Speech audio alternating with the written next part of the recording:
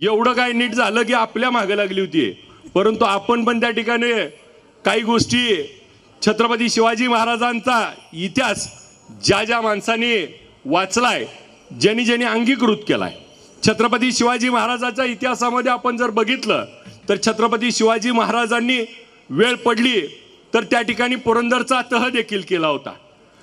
वेळ पडली तर छत्रपती शिवाजी महाराज दरबारामध्ये दरबार उधळून देखील त्या ठिकाणी गेले होते आणि वेळ पडली तर त्या ठिकाणी आग्र्यावरनं पळून देखील त्या ठिकाणी आले होते आणि वेळ पडली तर त्या ठिकाणी समोरच्याचा कोताळा देखील काढला होता.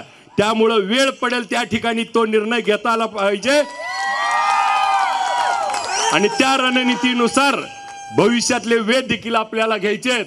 आणि आपल्या सगळ्यांच्या मनातली जी इच्छा आहे, मला बऱ्याच जणांनी आज शुभेच्छा देताना म्हणले की पुढच्या वर्षी वाढदिवसाला तुम्हाला आमदार म्हणून. मी म्हणलं 4 महिन्यात होतो, वर्ष कशाला.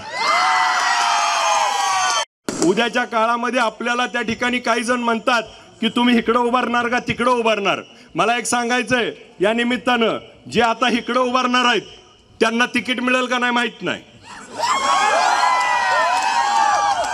आणि तिकडची आहे ती आता त्यांनीच उभारायचं का पोराला उभा करायचं. अभिजित असला तर भ्यायला लागली ती,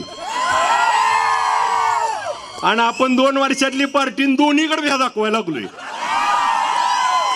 त्यामुळे आपली ताकद आज त्या ठिकाणी काय तयार झाली आहे, ही तुमच्या माझ्या ह्या सर्वसामान्य लोकांनी जे पाठीशी उभा राहिलेत तो संघर्ष त्या ठिकाणी आपण केलाय आणि आपण सगळेजण मला साथ मोठ्या संख्येनं देताय. तुम्ही युवक वर्ग आज वडीलधारे सगळेजण त्या ठिकाणी माझ्या पाठीशी उभा राहत आहे, म्हणून हा मला संघर्ष आणि बळ मिळतंय. आणि म्हणून आज सगळ्या राजकीय पार्टीतल्या सगळ्या नेत्या मंडळीला आज त्या ठिकाणी आपलं तत्व ठरलं नसल्यामुळं त्यांचं काही नीट ठरवता येईल नाही. ज्यावेळेस आपलं ठरल त्यावेळेसच त्यांचं ठरणार आहे. आणि मग आपलं कधी ठरवायचं ही आता आपण छत्रपती शिवाजी महाराजांच्या गनिमिकाव्याप्रमाणे ठरवूया आणि उद्याची लढाई जिंकूया. एबीपी माझा, उघडा डोळे बघा नीट.